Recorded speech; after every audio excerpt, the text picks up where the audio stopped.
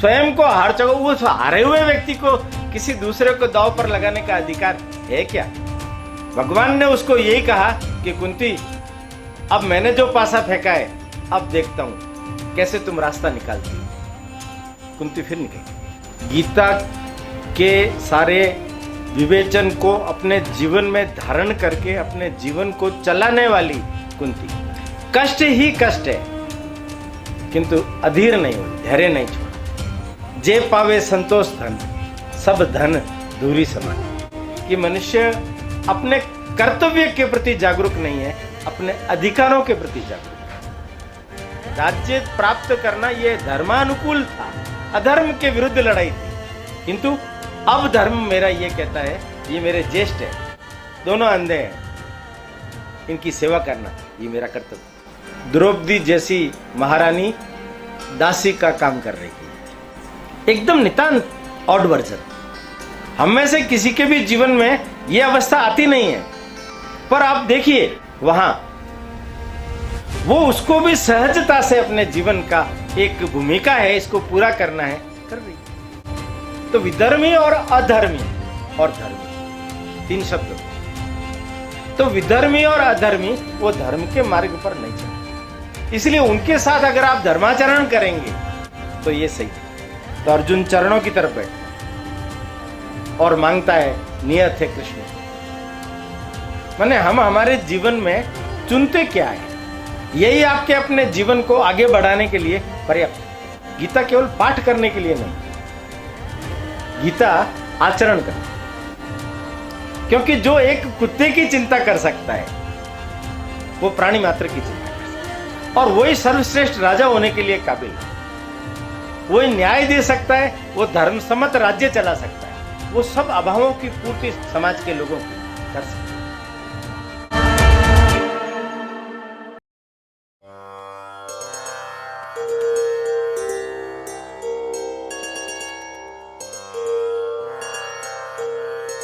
हिंदू भूमे सुरक्षार्थ केशवेन विनिर्मितम् यं संघपोषितं येन गुरुं तं प्रणमाम्यहम्।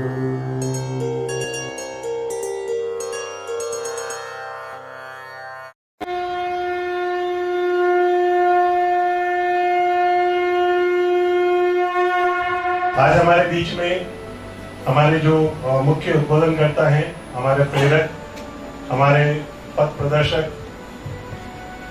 वर्ष 1986 से जो अपना जीवन राष्ट्र निर्माण और राष्ट्र सेवा के लिए समर्पित कर चुके हैं, ऐसे संघ के प्रचारक माननीय ओमजी भाई साहब, आप एक प्रखर लेखक विचारक हैं। आप द्वारा कई पुस्तकें लिखी गई हैं, जिनमें मेवाड़ गौरव गाथा, जन जन के महावीर, पन्नादाय, बाबा रामदेव जैसी 25 पुस्तकों का आपने लेखन किया है, और जो आज हमारे बीच में हमारे ज्ञानवर्धन के लिए आज प्रकाशित होकर हमारे बीच में है। मैं आज के इस पुनीत अवसर पर मान्यवर भाई साहब से निवेदन करूंगी कि हमें प्रबोधन प्रदान करें। आदरणीय ओमजी भाई साहब। समुत्कर्ष समिति के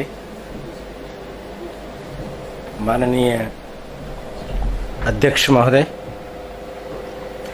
सचिव महोदय और समूह उपस्थित कार्यकर्ता भगिनी बंधु, ये जो व्याख्यान श्रृंखला है मूल रूप से महाभारत की जो कथा है उसको आधार बना करके रखी जा रही है। हम सब लोग इस चीज से अच्छी तरह से वाकिफ हैं कि रामायण है, भागवत है, उन पर तो कथा प्रवचन इत्यादि सुनने का सुअवसर सब लोगों को प्राप्त होता ही है। पर महाभारत के बारे में एक विडंबना यह है कि घर में रखना भी अच्छा नहीं माना जाता। कहते हैं कि उसके कारण से घर में भी महाभारत शुरू हो जाएगा। यतो धर्मस ततो जय, ये तो एक टैग लाइन है कि जहां धर्म है वहां जय है। एक बड़ा अच्छा प्रसंग मुझे स्मरण आता है। परम पूजनीय श्री गुरु जी, संघ के द्वितीय सरसंघ चालक, वो लायंस क्लब में बोलने के लिए गए थे। तो लायंस क्लब वालों ने उनको बोला कि आपको राजनीति पर नहीं बोलना है और धर्म पर नहीं बोलना है, बाकी आप कुछ भी बोल सकते। गुरुजी ने शुरू किया, उन्होंने कहा कि राजनीति मेरा स्वभाव नहीं है, इसलिए मैं उस पर तो बोलूंगा भी नहीं, पर जो ये कहा गया कि धर्म पर नहीं बोलना है, तो आपका जो लायंस क्लब है उसका नाम लायंस है, शेर। तो धर्म पर नहीं बोलना है, तो धर्म का विहीन व्यक्ति पशु के समान होता है, तो वो आपके लिए उपयुक्त है। धर्म जो है वो ही मनुष्य को मनुष्य बनाता है। धर्म, अर्थ, काम, मोक्ष, ये 4 पुरुषार्थ हमने सुने। अर्थ और काम, इसका आधिक्य भी नहीं चाहिए, इसका अभाव भी नहीं चाहिए।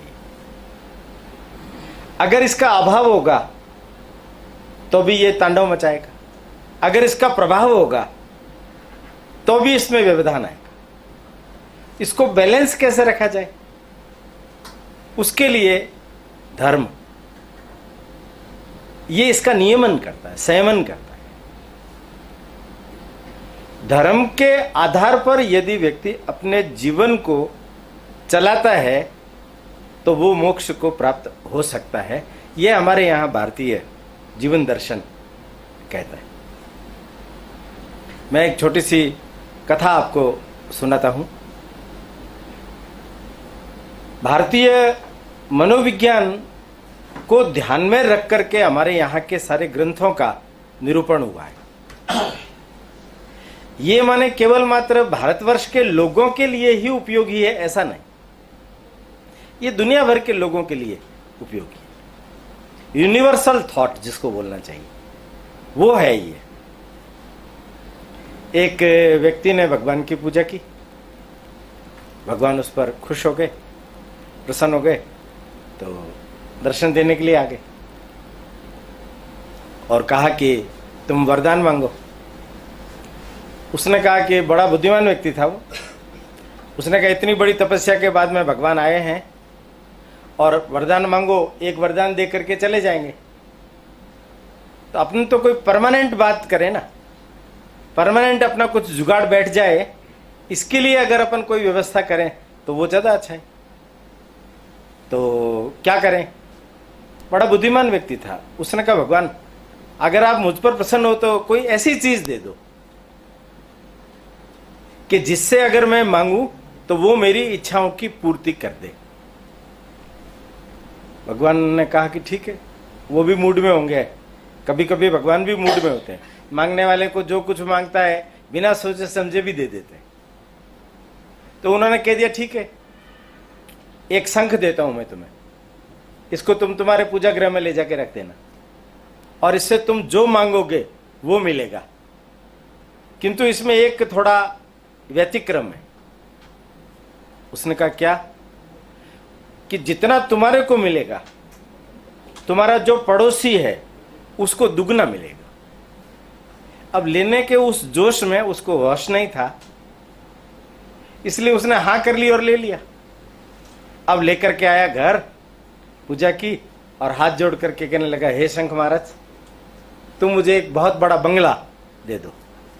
तो उसके बंगला हो गया। बाहर जाकर के देखा तो पड़ोसी के 2। उसने माथा पीट लिया, ये तो बड़ा मुश्किल काम हो गया। पड़ोसी के 2। वापिस फिर मांगा उसने, मुझे 2 गाड़ी दे दो। पड़ोसी के 4। जो जो भी वो मांगता पड़ोसी को उसका दुगना मिलता। उससे, ध्यान से सुनना, उससे उसको जो मिल रहा था उसका सुख लोप हो। मैं स्कूटर पर शहर में जा रहा था तो आगे एक ऑटो चल रहा था। उस ऑटो के पीछे एक बड़ा अच्छा ध्येय वाक्य लिखा हुआ था। वो क्या लिखा हुआ था? व्यक्ति अपने दुख से दुखी नहीं है, वो दूसरों के सुख से दुखी है। अक्सर कर आप देखिए, माने हमारे अपने जीवन के अंदर हमें जो कुछ प्राप्त है उसका सुख नहीं है। जो मिल गया उसका महत्व खत्म हो जाता, जो मिला नहीं उसकी दौड़ है। दांत है ना, आप सब लोगों के कभी न कभी तो कोई न कोई एक आध तो गिरा ही होगा। जब वो दांत एक गिरता है तो जबान को देखना, आप उसी जगह पर बैठी रहती है। भाई इतने दिन तुम्हारे को क्या हुआ था? जब दांत थे तब तो तुम उससे बात ही नहीं करती थी। क्यों? ये रिक्तता जहां होती है, अभाव जहां होता है, व्यक्ति उसी जगह पर आपूर्ति के लिए रात दिन प्रयत्न करता रहता है, और जैसे ही मिला वो महत्व खो देता है। इसलिए व्यक्ति को जो उपलब्ध है उसका सुख नहीं है, दूसरे को जो उपलब्ध है उसका दुख है। महाभारत की पूरी कथा का भी सार यही है। किंतु भगवान ने जब ये देखा उस व्यक्ति को कि ये तो अनर्थ ही कर रहा है, तो अनर्थ क्या किया उसने कहा कि बेटा तुम बंगला कार डबल डबल ले रहे हो, अब मैं तुम्हें मजा चखाता हूं। हाथ जोड़ के कहा, हे भगवान मेरी एक आंख चली जाए। वो अंधा हो गया। हे भगवान मेरी एक टांग चली जाए, उसकी दोनों चली गई। अब आया मजा, इतने दिन कारों में और बंगले में मजे ले रहा था, अब कर। भगवान ने सोचा कि अब उल्टे रास्ते पर चल दिया, इसका कोई निराकरण करना पड़ेगा। भगवान आ गए साधु का वेश करके। शाम को अलक निरंजन उसके घर में, बेटा रात्रि विश्राम मिलेगा? हाँ हाँ पधारो न महाराज। शाम को उन्होंने भी अपना एक शंख निकाला, पूजा वगैरह की। शंख पर नजर जैसे ही गई उसने कहा कि महाराज ये जो शंख है ये चमत्कारिक है। उनका हाँ, क्या चमत्कार है इसमें? इसमें चमत्कार ये, जो मांगो उसका 10 गुना ज्यादा देता है। जो मांगो उसका 10 गुना ज्यादा देता है। तो पड़ोसी को कुछ नहीं देता। उनका ये अपने काम का है, ये अपने काम का है, तो कैसे करें? तो महाराज ने कहा मैं थोड़ा इवनिंग वॉक करके आ जाऊं। उनका हाँ जरूर। वो गए, पीछे से उसने अदला बदली कर ली। महाराज आए, रात को सो गए, सुबह रवाना हो गए।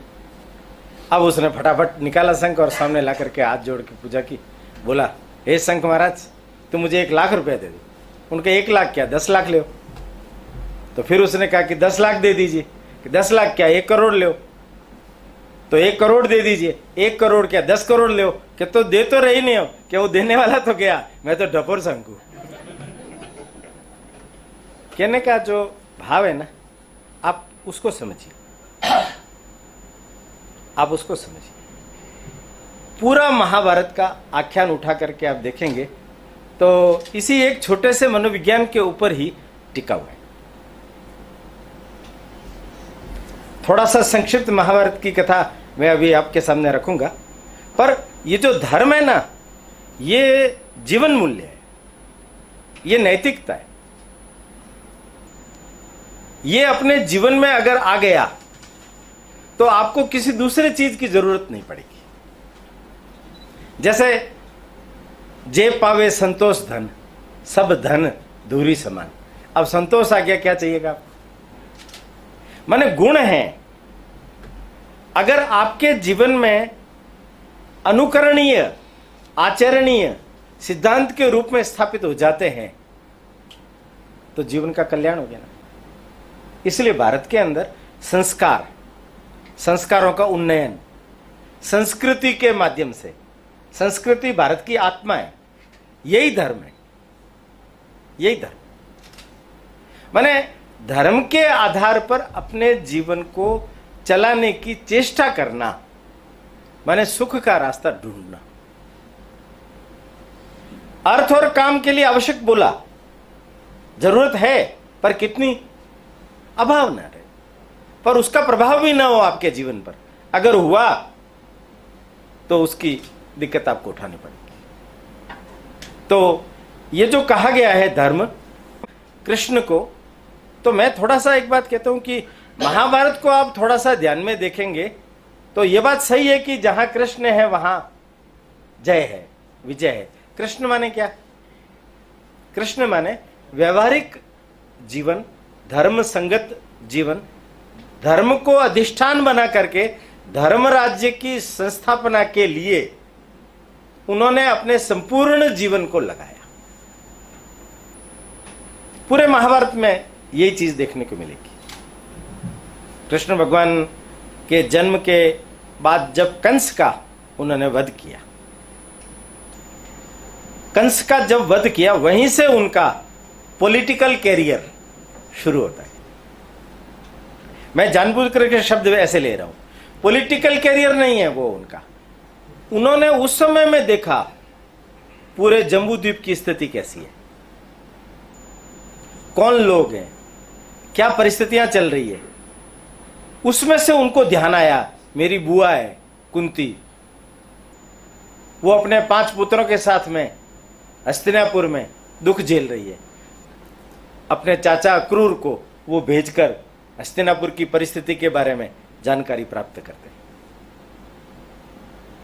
वहां से शुरू होता है कि ये जो पांडव है, इनके मूल में संस्कार है, ये चरित्रवान, ये न्यायप्रिय है, ये सत्यवादी है, ये धर्मनिष्ठ है, तो मैं इनको अपना साधन बना सकता हूं। कृष्ण ने पांडवों को जो सहयोग किया उसके लिए पांडव हकदार थे। न्यूनाधिक मात्रा में अगर देखेंगे तो हर एक व्यक्ति में कमी भी होती है और गुण भी होता है, परिपूर्ण कोई नहीं होता। किंतु देखा जाए तुलनात्मक दृष्टि से तो तुलनात्मक दृष्टि से पांडव वो अपने जीवन में श्रेष्ठता की ओर अपने जीवन के आदर्शों को ले जाने वाले सिद्ध हुए। महाभारत का पूरा आख्यान काफी लंबा है, किंतु हर चरित्र और हर घटना वो हम सब लोगों को प्रेरणा देने वाली है। मैं प्रारंभ में थोड़ा सा संक्षिप्त में ये जो महाभारत का जो आख्यान है वो आपके समक्ष रखता हूं, और उसके बाद में ये हमारे लिए कैसे उपयोगी होगा, तो व्याख्यान रखते समय ही उसका विश्लेषण वर्णन के साथ साथ वो करने का प्रयास हम लोग करेंगे। कथा शुरू होती है, कुरुवंश है ये, पर कथा शुरू होती है राजा शांतनु से। बड़े विचित्र प्रसंग है, अकल्पनीय, अतुल्य है। कभी कभी तो ऐसा लगता है महाभारतकार ने जो रचनाएं विवेचनाएं की है वो बाद के कालखंड में उसमें कुछ न कुछ संशोधन, अल्ट्रेशन, एडिशन ये बाद में हुए ही होंगे। सबसे पहले वेद व्यास जी ने महाभारत को लिखा, वो ब्रह्मा जी को जाकर के कहते हैं कि मेरे अंदर वो काव्य सृजित हो चुका है, तैयार हो चुका है, अब मैं उसको लिखना चाहता हूं, तो आप कोई लेखक दीजिए। तो गणेश जी को भेजा, गणेश जी आए, उन्होंने कहा कि आप लगातार बोलते रहिए, अगर आप रुक गए तो मैं भी रुक जाऊंगा। वेदव्यास जी बड़े प्रकांड पंडित थे, उनका भगवान अच्छी बात है, किंतु आपसे मेरा निवेदन यह है कि जो श्लोक मैं बोलूं उस श्लोक के अर्थ को आप ठीक ढंग से समझ लें, उसके बाद आगे बढ़े। बंद गए वो। 1,00,000 श्लोक है, 1,00,000 श्लोक है।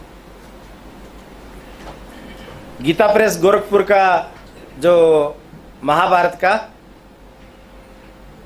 ग्रंथ छपा हुआ है वो 6 खंडों में, बड़े 6 खंड है, 1,00,000 श्लोक है।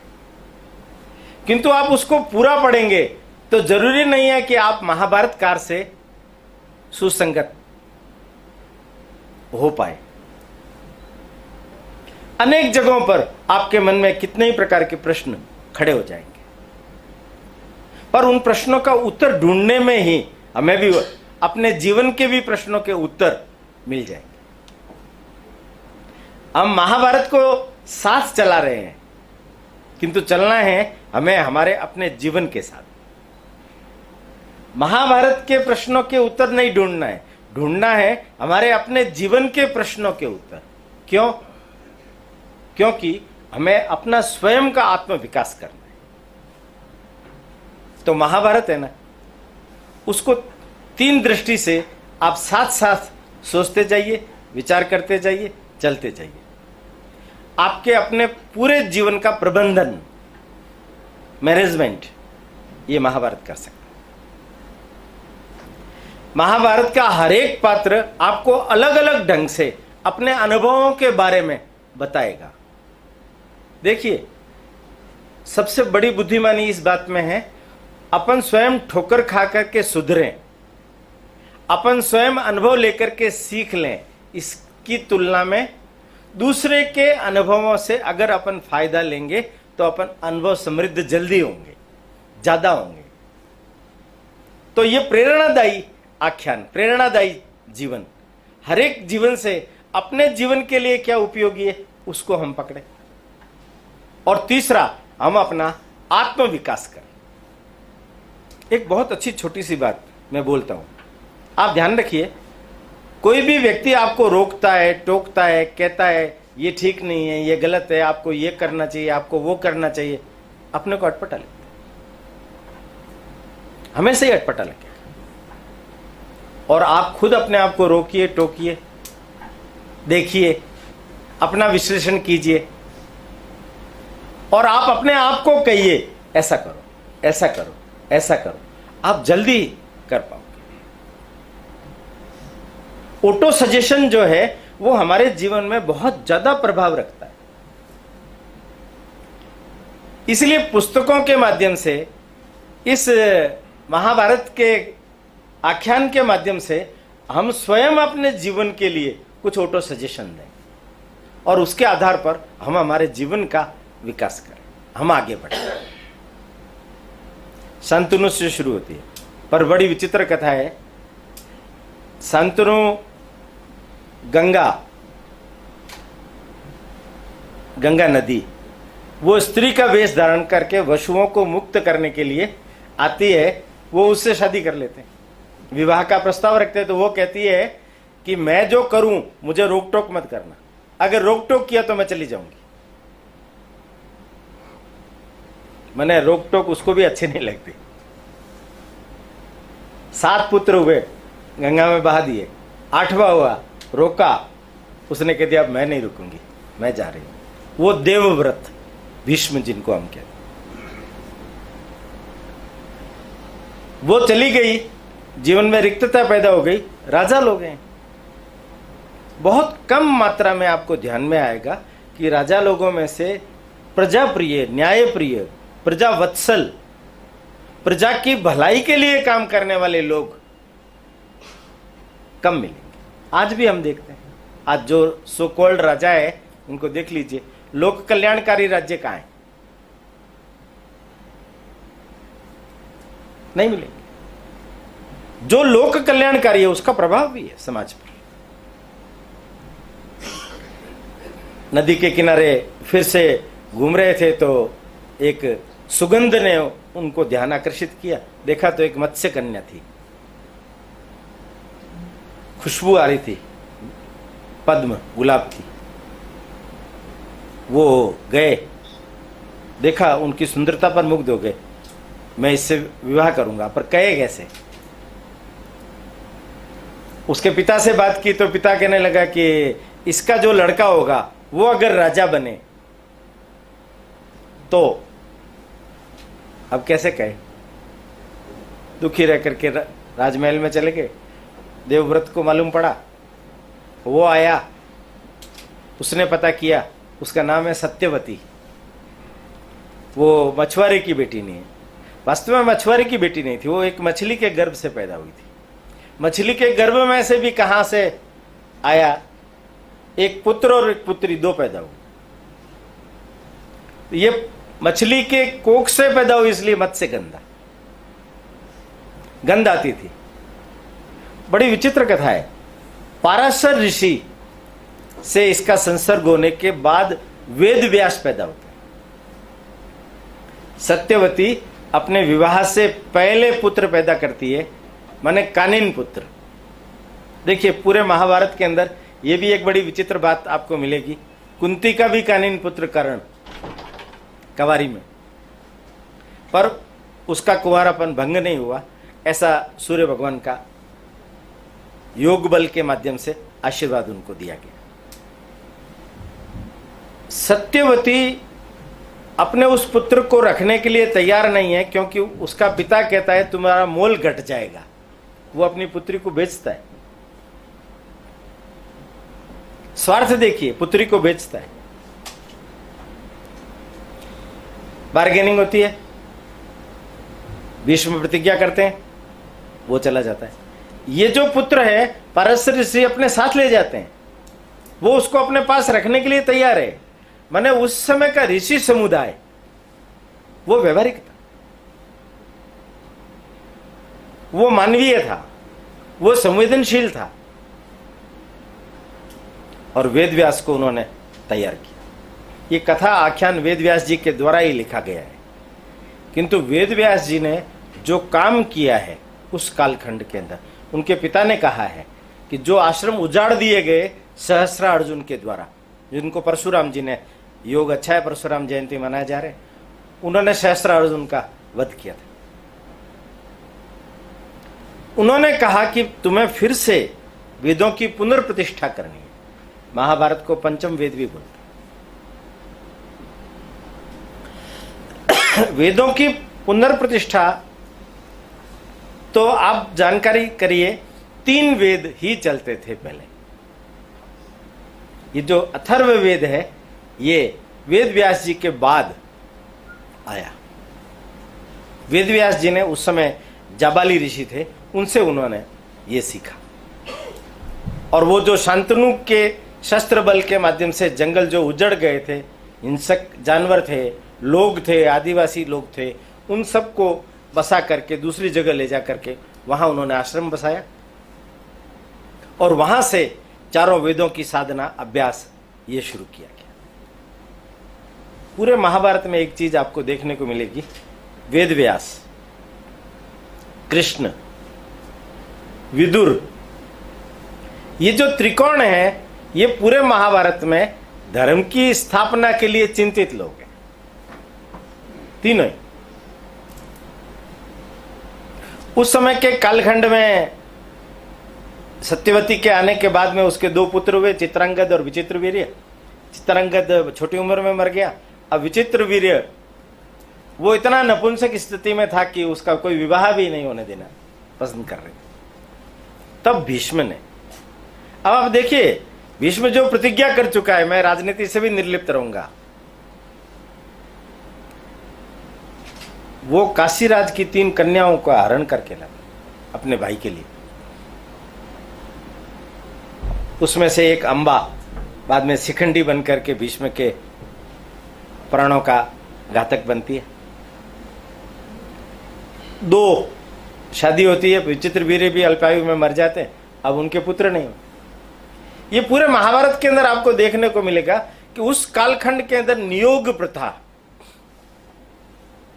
भाई के द्वारा, माने जैसे अभी अपन परखनली शिशु, अन्य चीजें, ये सारी चीजें जो विज्ञान सम्मत होती जा रही है, वो उस समय में स्वाभाविक रीति से उस कालखंड में होती थी। अंबिका और अंबालिका वेद व्यास के साथ में, वो पुत्र है सत्यवती का, इसलिए वो करवाया नियोग। उससे एक डर गई, आंखें बंद कर ली तो धृतराष्ट्र पैदा हुए, एक भय से पीली पड़ गई, उससे पांडु पैदा हुए, दोनों ही विकलांग पैदा हुए। पर वो अंधा था इसलिए उसको शासन पर नहीं बिठाया जा सकता, तो पांडु को बिठा दिया, पर पांडु भी नपुंसक था। कुंती ने स्वयंवर में पांडु को वरण किया। कुंती के घर में दुर्वासा आए थे, तो दुर्वासा का उसने सेवा की, उससे उनको वरदान मिला। ट्रायल के तौर पर उसने आजमाया तो सूर्य आ गए। महाभारतकार तो लिखते हैं कि सूर्य ने धमकाया उसको, दुर्वासा को मैं मार दूंगा, मैं तुम्हारे पिता को, कुंती भोज को मार दूंगा। तब वो मानी, पर वो जो पुत्र हुआ, अब कथा में लिखा है कि अश्व नदी में बहा दिया, वास्तव में ये हुआ होगा कि अश्व नदी में बहाया उसके सामने, क्योंकि मां है ना। पर उसके पिता कुंती भोज ने आगे ले जा करके उस बालक को निकाल करके अधिरथ और राधा, उनके कोई संतान नहीं थी, उनको दे दिया। इसको कुछ न कुछ अंदाजा रहा होगा कि अधिरथ धृतराष्ट्र का सारथी है, इसलिए हस्तिनापुर के राजा का उसने चयन किया, मैं मेरे पुत्र को शायद देख सकूंगी। और वो जान गई थी, वो जान गई थी। पर करण जो है वो भी पूरा विडंबित पात्र है। क्षमताएं हैं, योग्यताएं हैं, ज्ञान है, पर संगत बिगड़ गई, इसलिए वो जो करना चाहिए था वो नहीं कर पाया, उसको जो मिलना चाहिए वो नहीं प्राप्त हुआ। अभावों की पूर्ति दुर्योधन के माध्यम से होने लगी, इसलिए वो दुर्योधन के गुट में चला गया। पर ये जो कुंती का जो मैं पात्र बोल रहा हूं, आगे आने वाले समय में बहुत विस्तार से कुंती पर जाऊंगा, तो मैं आपको निश्चित कहता हूं कि कुंती पर आप लोग जरूर सोचिए। कुंती क्या चीज है? तो कुंती एक ऐसी चीज है कि भगवान ने उसकी परिस्थितियां इतनी विकट से विकट दर करती गई। मैंने देखो ना, वो सूरसेन की लड़की कुंती भोज के यहां गोद चली गई, बचपन में 16-17 साल की उम्र हो जाने तक उसको माता पिता का कोई प्रेम नहीं मिला। अब जब पुत्र हुआ उसको भी बहा देना पड़ा। बाद के काल में भी पति ऐसा मिला जो पुत्र पैदा नहीं कर सकता था। यह दुर्वासा की दूरदृष्टि से मालूम था, इसलिए उन्होंने 6 वर दिए थे। उसमें से 3 उसके पुत्र हुए, 2 माद्री के। पर जीवन में ऐसी कठिन से कठिन परिस्थितियां पैदा कर दी गई, और हर बार भगवान ने उसको यही कहा कि कुंती, अब मैंने जो पासा फेंका है, अब देखता हूं कैसे तुम रास्ता निकालती हो। कुंती फिर निकल गई।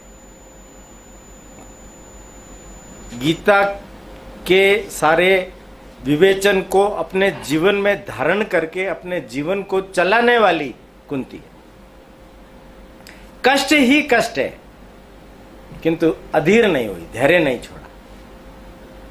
कष्ट ही कष्ट है, पर उसने कभी इस प्रकार का कर्म नहीं किया जो ऑब्जेक्शनेबल। अपने पुत्रों को, अपने जेठ के पुत्रों के द्वारा सताए जाने के बावजूद भी धर्म का आचरण करने के लिए ही आग्रह किया। अब आप उनको पूरे को देखेंगे तो अभी समय नहीं है अपने पास, पर आप लोगों ने तो सुना हुआ है, पर वो सुना हुए को विश्लेषण करना जरूरी है कि ये जो 5 पांडव थे और मां कुंती के समेत वारणावत में जला दिया जाने का प्रयत्न किया, हिडंबा वन में गए, हिडंब को मारा, हिडंबा से भीम का विवाह हुआ, घटोत्कच उसी से पैदा हुआ, वहां से कांपिल्य, द्रुपद के वहां आए ये लोग, द्रौपदी का स्वयंवर हुआ है। तो द्रौपदी के स्वयंवर के लिए ही आए थे। कथानक कहता है कि बाहर से जब आवाज लगाई अर्जुन ने कि भिक्षा लेकर के आए हैं, तो आपस में बांट लो। वास्तव में ऐसा नहीं है, पहले से उनको मालूम है कि अर्जुन वहां गया हुआ है, स्वयंवर में गया हुआ है, वो जीत करके आएगा, वो द्रौपदी को लेकर के ही आया है, और आपस में बांट लो, ऐसा क्यों कहा? तो आधुनिक अनेक लेखकों ने, उपन्यासकारों ने द्रौपदी पर और कर्ण पर बहुत लिखा है। ये बहुत बड़ी त्रासदी है कि वहां उनके अभावों को देख करके हम हमारे अभावों को उन उपन्यासों के माध्यम से सामने रखने लग गए। वास्तव में देखा जाए तो मैं आपको निश्चित दावे के साथ में कहता हूं, द्रौपदी के जीवन में अपने 5 पतियों को लेकर के एक बार भी आत्मग्लानि, पश्चाताप ये नहीं आया। पूरे महाभारत के अंदर एक बार भी एक शब्द भी उसने नहीं बोला। यहां तक जब पांडवों ने उसको दांव पर लगा दिया तब भी उन्होंने ये नहीं कहा कि इनका अधिकार नहीं था। वो भीष्म से पूछती है, क्या ये धर्म संगत है? जो व्यक्ति अपने स्वयं को हार चुका हो, स्वयं को हार चुका, वो हारे हुए व्यक्ति को किसी दूसरे को दांव पर लगाने का अधिकार है क्या? गांधारी जैसा चरित्र इसके लिए दुर्योधन को फटकारता है, धृतराष्ट्र को कहता है कि अपने इस पुत्र का त्याग कर दीजिए। आप कल्पना करिए, गांधारी ये भी बड़ी तपस्वी तेजस्विनी महिला हुई। जैसे कुंती का चरित्र है, ऐसे ही गांधारी का चरित्र, ऐसे ही द्रौपदी का चरित्र है। मैंने जानबूझकर के इन 3 महिला पात्रों के लिए बोला है। आगे विस्तार से इनके जीवन का विश्लेषण अगर अपन करेंगे तो आपको क्या ध्यान में आएगा? कुंती एक तरफ अपने पुत्रों को कहती है राज्य के लिए युद्ध करो, युद्ध हो गया, राज्य जीत लिया गया।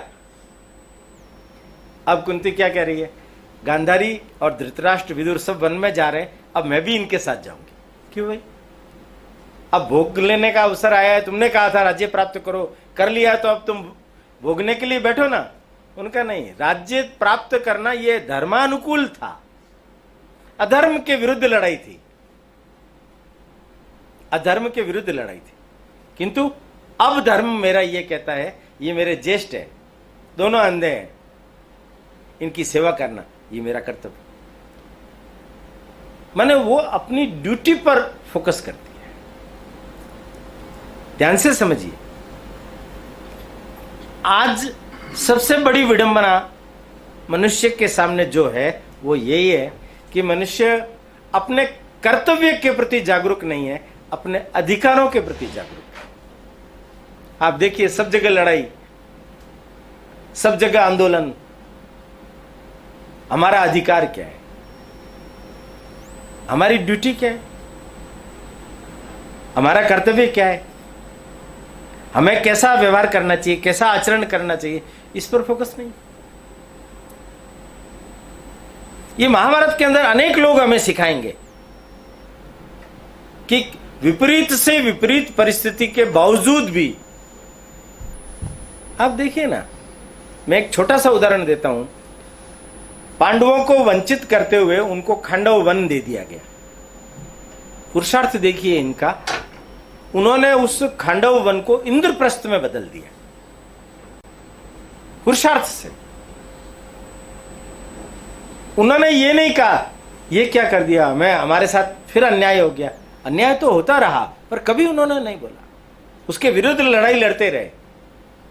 इंद्रप्रस्थ को देखने के बाद, इंद्रप्रस्थ को देखने के बाद दुर्योधन के बारे में यह उक्ति आती है कि जब वापस आया वो अपने पिता के सामने रो रहा है कि मुझे रातों की नींद खत्म हो गई है, मुझे ईर्ष्या हो रही है, मुझे बार बार उनको ये दिख रहा, उनको इतना कैसे मिल गया, अब उनसे छीना कैसे जाए, इसलिए धूत, इसलिए जुआ, ये प्रायोजित किया गया। माने एक तरफ आप देखिए इनकी स्थिति कि ये व्यक्ति सो नहीं पा रहा है, उनके सुख को, इसको क्या अभाव था? सेना, राज्य, सब सुविधाएं सब है, पर अभाव किसका है? सामने वाले को सुख क्यों मिला? सामने वाले को सुख क्यों मिला? इसके विपरीत आप देखिए, 12 वर्ष पांडव, 13 वर्ष वन में रहे हैं। पूरे महाभारत को पढ़ लीजिए आप, आपको एक भी जगह पर उन्होंने इस निंदा में अपना समय नहीं गंवाया कौरवों ने हमारे साथ में क्या क्या किया। वो तो बदमाश हैं, उन्होंने हमारे को निकाल दिया, उन्होंने हमारा राज्य छीन लिया, कभी भी नहीं। अपितु ऋषि मुनियों के साथ बैठ करके ज्ञान अर्जन करने लगे, साधना करने लगे, नए नए अस्त्र शस्त्र प्राप्त करने लगे, भविष्य की तैयारी करने लगे, अपनी योग्यता का संवर्धन करने लगे। और यहां तक दुर्योधन वन के समय में उनको चिढ़ाने के लिए, वन विहार करने के लिए, पिकनिक मनाने के लिए परिवार सहित आया, तो गंधर्वों ने उनको हरण कर लिया। तब युधिष्ठिर ने कहा अपने भाइयों को बुला करके कि जाओ दुर्योधन को छुड़ा के लाओ। तो भीम भड़क गया। भीम तो जानते ही हैं आप, भीम अंतर्बाह्य एक है, सरल है, संस्कार है पर सरलता है, इसलिए वो उस प्रतिशोध को हजम नहीं कर पाता। वो कहता है अच्छा हुआ हम नहीं जाएंगे। तब युधिष्ठिर समझाता है वयम पंचाधिकम शतम, हम 105 हैं बाहर के लिए, हम भले आपस में 5 और 100 होंगे, आपस में 5 और 100 होंगे, पर वो हमारे भाइयों को लेकर के गए हैं, छुड़ा के लाओ। ये छुड़ा के लाते, मैंने आप देखिए इनके मन में द्वेष नहीं है, इनके मन में द्वेष नहीं। इसका अर्थ क्या हुआ? इसका अर्थ ये हुआ कि हम भी अगर हमारे जीवन में इस चीज पर ध्यान देंगे कि अगर जीवन में आपको किसी भी कारण से अभाव प्राप्त हुआ है और आपने उस प्रवंचना को ही अपना जीवन बना दिया, तो आप जीवन भर वंचित रहेंगे, और उसकी तुलना में आपने उसको इग्नोर कर दिया। ये बहुत बड़ा महत्वपूर्ण सूत्र है, ओम इग्नोराय नमः। अगर आप इसको इग्नोर करोगे अपने जीवन में तो आप सुख पाओगे। अनावश्यक जो चीजें हमारी रेंज से बाहर है, काय के लिए अपने माथे लेते हो? काय के लिए उसका प्रलाप करते हो? काय के लिए उस दुख को बार बार बार बार जितना आप वाचन करोगे, चिंतन करोगे, मनन करोगे, वो आपको ही पीड़ित करेगा। क्यों याद करना? उन्होंने नहीं किया, उन्होंने नहीं किया। इस कारण से ही तो वो पकड़े नहीं गए। पकड़े कब गए? विराट नगर में जब अज्ञातवास कर रहे थे। आप यहां से बहुत ध्यान से समझिए इस चीज को कि विराट नगर में जब वो रह रहे हैं तो किस अवस्था में रह रहे हैं? द्रौपदी जैसी महारानी दासी का काम कर रही है, एकदम नितांत ऑड वर्जन। हम में से किसी के भी जीवन में यह अवस्था आती नहीं है, पर आप देखिए वहां वो उसको भी सहजता से अपने जीवन का एक भूमिका है, इसको पूरा करना है, कर रही। वृहनला के रूप में अर्जुन, वो तो विराट का साला कीचक बड़ा पहलवान था उस कालखंड का, उसकी नजर द्रौपदी पर चली गई। सेरेंद्री, वो उसको अपनी रानी बनाना चाहता था। इसने उसको बहुत समझाया कि मैं 5 गंधर्वों की पत्नी हूं, अगर उनमें से किसी एक को भी मालूम पड़ गया तो तुम जिंदा नहीं बचोगे। पर आप देखिए कैसी स्थिति है। कीचक के द्वारा प्रताड़ित द्रौपदी युधिष्ठिर के पास भी, नकुल सहदेव के पास, अर्जुन के पास जब जाती है, वो सब उसको धैर्य बनाते हैं। थोड़ा समय और रुक जा, थोड़ा अपमान और सहन कर, थोड़ा धैर्य और रख।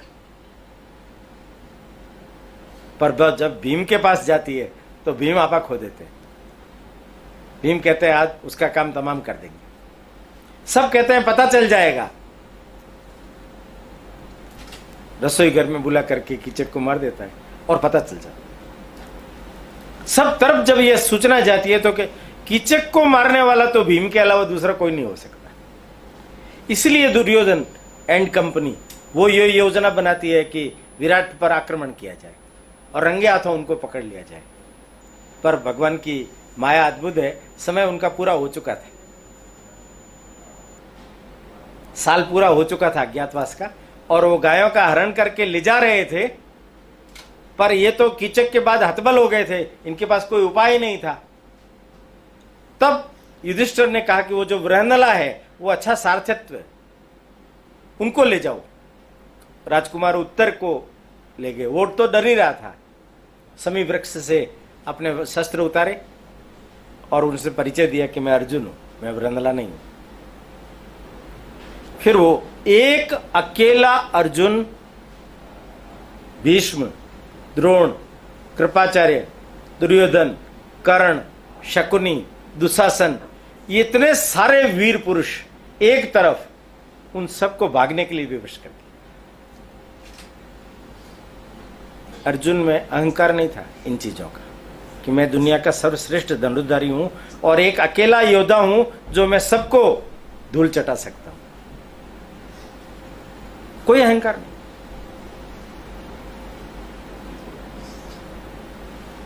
कृष्ण गए यहां और देखिए कितना चरित्रवान था। राजा ने यह सोच करके कि इसने हमारे राज्य की रक्षा कर दी है, तो जो जिस पुत्री उत्तरा को वो प्रशिक्षण दे रहा था उसके साथ उसका विवाह करने का निश्चय किया। उसने मना कर दिया। उसने कहा नहीं, वो मेरी शिष्य है, मेरा पुत्र जो अभिमन्यु है वो मां के घर में ही रहा है, माने द्वारिका, सुभद्रा का लड़का है। एक विशेष बात देखिए, कुंती ने वनवास शुरू होने से पहले द्रौपदी को यह कहा है कि तू इन पांचों की पत्नी भी है और मां भी है, अब ये पांचों तुम्हारे हवाले हैं। ये जो बात बोली है ना, इसके मूल में जाइए तब आपको पता चलेगा कि बांट करके खा लीजिए। ये द्रौपदी थी जिसके कारण से इन पांचों का एकत्व बना रहा। एक के साथ होती तो व्यवधान पैदा होता, ये मां जानती थी। इसलिए उन्होंने किसी समय में यह प्रथा रही होगी, उसको पुनर्जीवित करके फिर से शुरू कर। महाभारत भी अपरिहार्य था, उसको टालने का भी बहुत प्रयास हुआ है। कृष्ण संधि वार्ता के लिए गए, समझाने के लिए गए, नहीं माने, तब प्रयत्न शुरू। और वहां भी देखिए आप, हमने वो कथा सुनी है कृष्ण के व्याख्यान पर। अर्जुन और दुर्योधन जब कृष्ण के वहां जाते हैं सहायता मांगने के लिए, तो अर्जुन चरणों की तरफ बैठता है और मांगता है नियत है कृष्ण को। माने हम हमारे जीवन में चुनते क्या है, यही आपके अपने जीवन को आगे बढ़ाने के लिए पर्याप्त। आपने अगर कृष्ण को चुन लिया तो कोई बात खत्म हो गई ना। माने फिर उन जीवन आदर्शों को चुन लिया तो बात खत्म हो गई। फिर आपको उनके ऊपर ही चलना है ना, फिर आपको दुनिया नहीं देखनी है ना।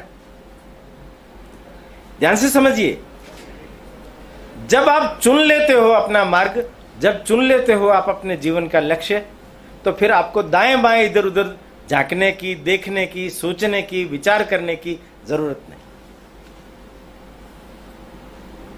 हर एक व्यक्ति के लिए भगवान ने उसके लिए निर्धारित नियति निश्चित की, हर एक के लिए।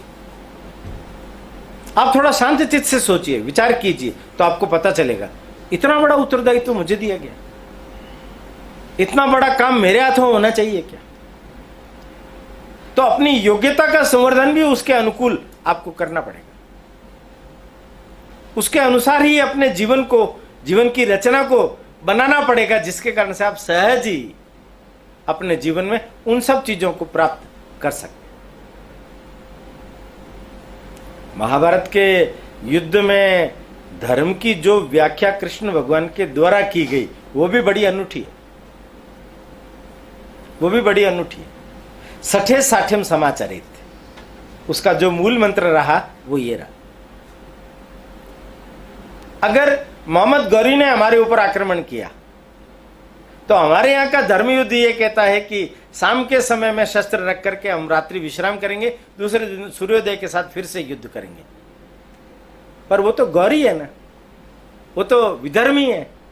तो विधर्मी और अधर्मी और धर्मी तीन शब्द हो गए। तो विधर्मी और अधर्मी वो धर्म के मार्ग पर नहीं चलते, इसलिए उनके साथ अगर आप धर्माचरण करेंगे तो ये सही नहीं, तो ये सही नहीं। इसलिए कृष्ण भगवान ने इस सूत्र को ध्यान में रख करके, वो जो अधर्मी लोग थे, दुर्योधन की प्रसिद्ध उक्ति है ना, जानामि धर्मम न च मे प्रवृत्ति, जानता तो हूं मैं पर मेरी ये प्रवृत्ति नहीं, मेरा स्वभाव नहीं है। जब आप अपने लिए चुनते हो तो आपका स्वभाव वैसा बन जाता है, क्योंकि चिंतन करना पड़ता है, बार बार विचार करना पड़ता है। जब आप सोचते हो, विचारते हो, चिंतन करते हो तो वो आपका स्वभाव बन जाता है, हैमरिंग। बार बार। आप चिंतन कीजिए, ये मेरा काम है, ये मुझे करना है, ये मुझे करना है, ये मुझे करना है। भगवान रास्ते खोल देते हैं, चीजें खड़ी हो जाती है, लोग स्वयं उठ करके आकर के आपके साथ खड़े हो जाते हैं। आपको पता ही नहीं चलेगा, लोग आकर के कहेंगे कि मैं आया हूं, भगवान ने मुझे भेजा है, मैं आपकी सहायता करने के लिए आया हूं। कल्पनातीत आपके जीवन में सहायता ही सहायता प्राप्त हो जाती है। महाभारत का युद्ध केवल 18 दिन का है, पर उस युद्ध ने गीता जैसा बहुत बड़ा यूनिवर्सल थॉट विचार ये लोगों के लिए दिया। गीता केवल पाठ करने के लिए नहीं, गीता आचरण करने के लिए। वो पग पग पर समाधान देती है। अगर आप बहुत ध्यान से देखेंगे, बहुत ध्यान से सुनेंगे, बहुत ध्यान से पढ़ेंगे, तो आपको ध्यान में आएगा। विषय चला है इसलिए मैं बताता हूं। पांडुरंग शास्त्री आठवले जी करके अभी अभी व्यक्ति हुए हैं, अपने देश में बहुत बड़े महापुरुष हुए हैं। स्वाध्याय परिवार करके उन्होंने चलाया।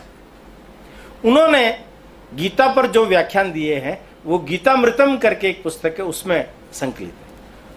वो मिल जाए पुस्तक तो जरूर पढ़ना चाहिए, गुनना चाहिए, बुनना चाहिए और अपने जीवन में आचरण में डालना चाहिए। गीता जैसा महाभारत का प्रतिसाद हमें प्राप्त हो। और महाभारत के सारे युद्ध का जब आप एक एक पर्व देखेंगे और उन्होंने कब कब क्या क्या चीजें की है उसको देखेंगे, तो आपको ध्यान में आएगा इस समय में क्या करवाना चाहिए, कैसे करवाना चाहिए, किस तरीके से करवाना चाहिए। अगर भीष्म नहीं मरते, द्रोण नहीं मरते, तो क्या पांडवों को जीतना सरल था? कर्ण नहीं मरते, ये दुर्जय है। इसलिए युक्ति पूर्वक उन लोगों ने द्रौपदी का चीरहरण हो रहा है, भीष्म चुप बैठे, द्रोण चुप बैठे, कर्ण वैश्या बोल रहे हैं, दुशासन का चीरहरण करना और भगवान कृष्ण की सहायता देना, अलौकिकता के रूप में आप जो सोचना चाहे सोचिए, किंतु लौकिक धरातल पर भी आप सोचिए कि वो जो रासूय यज्ञ हुआ उस समय जब शिशुपाल बहुत ज्यादा मात्रा में कृष्ण भगवान को गालियां देने लगा, तब कृष्ण उठ करके खड़े हुए और उन्होंने सुदर्शन चक्र से उसकी गर्दन काट दी। वो दृश्य जिसने भी देखा होगा उनके मन के ऊपर कृष्ण का भय ये तो पैदा हुआ ही होगा ना।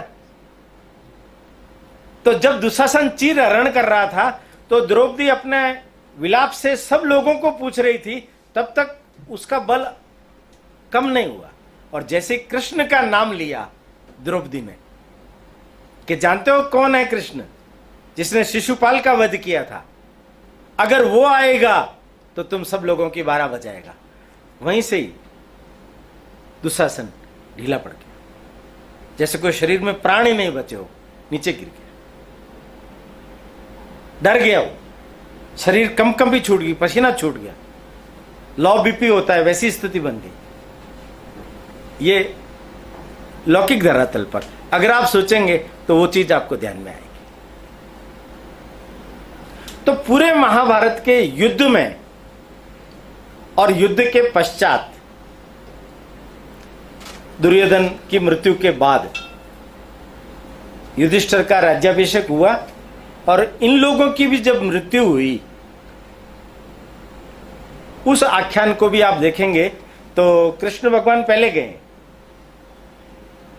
युधिष्ठिर अपने पांचों भाइयों के साथ में देह यात्रा करते हैं, एक एक करके उनमें से उनका देहपात होता है, तो हर एक के बारे में बोलते हैं, न्यूनता बताते हैं। भीम शीघ्र कोपी, द्रौपदी अर्जुन के प्रति पक्षपात। पर देखिए आप, बाकी सबका तो देहपात हो गया, मृत्यु हो गई, पर एक कुत्ता साथ चल रहा था। युधिष्ठिर ने कहा कि ये भी मेरे साथ जाएगा, नहीं तो मैं नहीं जाऊंगा। माने प्राणी मात्र के प्रति संवेदना एक राजा के अंदर होनी चाहिए, ये दृष्टांत है।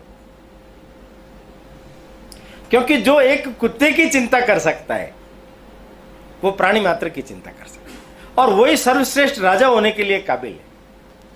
वही न्याय दे सकता है, वो धर्मसम्मत राज्य चला सकता है, वो सब अभावों की पूर्ति समाज के लोगों की कर सकता है। आधार क्या है? धर्म। इसलिए मैंने कहा कि हम 3 चीजों पर फोकस करें, कहानी के साथ, आख्यान के साथ, 3 चीजों पर। पहली चीज, ये जो महाभारत है ये आपके अपने जीवन प्रबंधन के लिए बहुत उपयोगी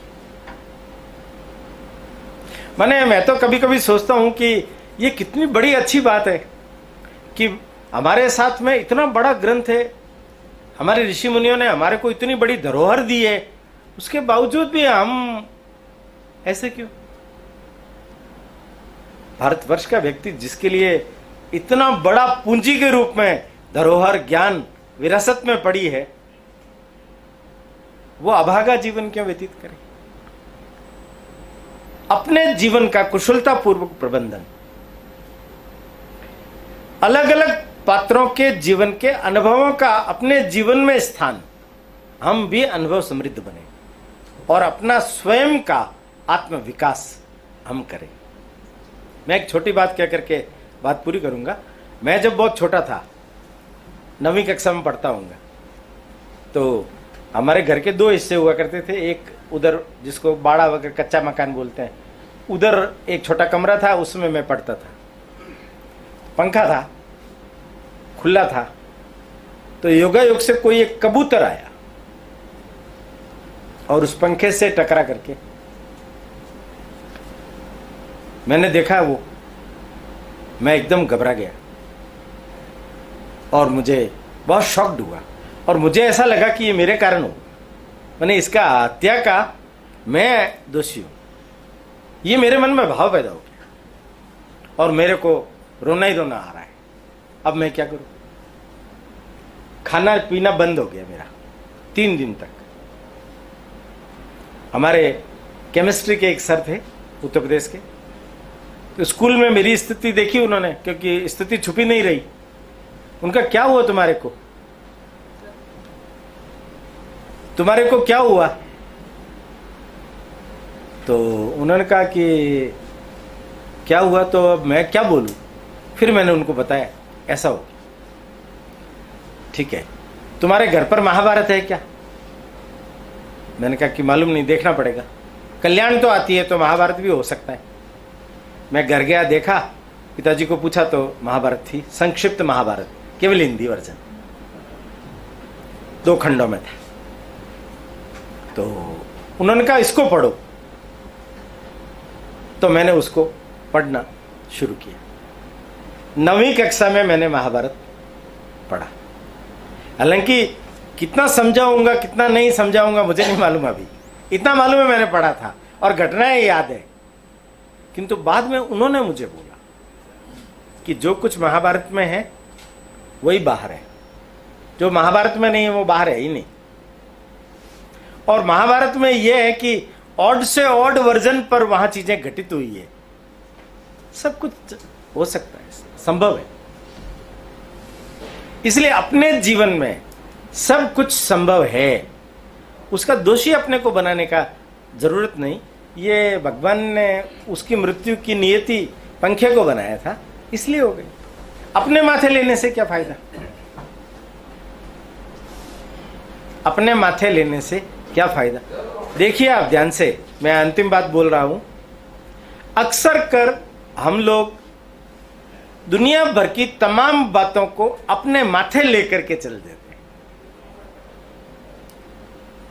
और हम ही कारक हैं, हम ही चला रहे हैं दुनिया को भी, घर को भी, परिवार को भी, सबको। ये मेरी, मैं अगर उसको हेल्प नहीं करूंगा तो मैं उसको ये नहीं करूंगा, तो मैं उसके लिए ये नहीं करूंगा, तो ये हम करते रहते हैं।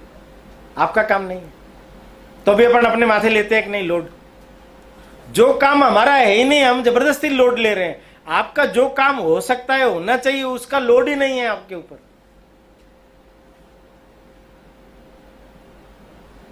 रेल जा रही थी तो एक साधु बाबा पेटी माथे पर लिए दौड़ रहे थे, तो लोगों ने कहा अरे यार बेचारा साधु बाबा जा रहे हैं तो उठाओ उठाओ। हाथ दे करके, सहारा दे के अंदर लेकर के आए। साधु थे तो थोड़ी जगह दे करके, बैठो महाराज। वो बैठे पेटी ऊपर, उनको कहा पेटी तो नीचे रखो। उनका नहीं, मैंने इसका टिकट नहीं लिया कि इसका जो बाहर है वो रेल के ऊपर पड़ जाएगा ना, टिकट तो लिया ही नहीं। उनका महाराज आप बैठे हो, आपके ऊपर पेटी पड़ी तो रेल पर बाहर तो पड़ ही रहा है ना। कि अच्छा आप ये जान रहे हो, मुझे नहीं मालूम आप लोग ये बात जानते हो। रख दिया नीचे। लोगों का क्या हुआ, उनका कि मेरे माथे के ऊपर जो बाहर है वो अल्टीमेट तो रेल के ऊपर ही पड़ रहा है ना। इसका मतलब मेरे माथे के ऊपर जो बाहर है वो बाहर तो उसके ऊपर ही पड़ रहा है ना। तो फिर तुम ऊपर अपने ऊपर लोड क्यों ले रहे हो कि मैं कर रहा हूं, मुझे करना है, मुझे करना चाहिए। आपको लोड लेना है तो आपके अपने जीवन का लोड लीजिए ना, आप अपने लिए कीजिए ना। यहां मैं कहता हूं स्वार्थी बनिए, अपने लिए, अपने लिए। क्योंकि आप अगर अच्छे हो गए तो सब अच्छे हो जाएंगे। आप दूसरे को अच्छा मत कीजिए, खुद को अच्छा कीजिए। महाभारत जो सबसे बड़ा सजेशन हम सब लोगों को देगा वो यही देगा, अपने जीवन का निर्माण हम कैसे कर सकते हैं, उसके लिए महाभारत का सदुपयोग कीजिए। ध्यान से सुनिए, मैं अभी आपको सुना रहा हूं, आप जाकर के आज तो भाई साहब ने ये सुनाया वो सुनाया, और ध्यान रखना ये करना वो करना ये करना, उनको उनको उनको नहीं नहीं नहीं, आपके लिए है ये, केवल केवल आपके लिए, हर सुनने वाले के लिए। मैं भी बोल रहा हूं तो मैं लोक कल्याण की महती भावना लेकर के बोल रहा हूं। मेरा इंटेंशन आप लोगों को ज्ञान देना, सुधारना बिल्कुल नहीं है। अगर मेरे अपने जीवन में महाभारत ने कुछ अच्छी चीजें दे दी तो मैं सुखी हो जाऊंगा, मैं अपने जीवन का कल्याण कर लूंगा, ये मेरे लिए पर्याप्त है। पर मेरे लिए एक अच्छा सुअवसर भी है, इस आख्यान के माध्यम से मैं भी इस धर्म के कुल्ले तो नहीं, थोड़ा उतारूंगा भी सही अंदर। हम सब लोग मिलकर के इसको सुने, ज्यादा से ज्यादा लोगों तक हम इसको पहुंचाएं, ज्यादा से ज्यादा लोगों तक इसका प्रचार प्रसार करें कि भाई सब लोग सुने। हर रविवार सुबह 11 बजे आधा घंटा, पौन घंटा, घंटा पर निकालिए अपने स्वयं के जीवन के कल्याण के लिए। इतनी बात क्या करके आज मैं बात का इसका प्राकथन पूरा करता हूं।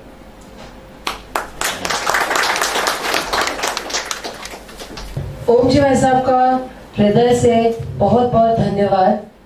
समुत्कर्ष समिति से जुड़ी सभी जानकारियां प्राप्त करने के लिए हमारे YouTube चैनल समुत्कर्ष समिति को अवश्य सब्सक्राइब करें। आप सभी का समुत्कर्ष समिति के प्रति यही स्नेह और आत्मीय भाव बना रहे। धन्यवाद।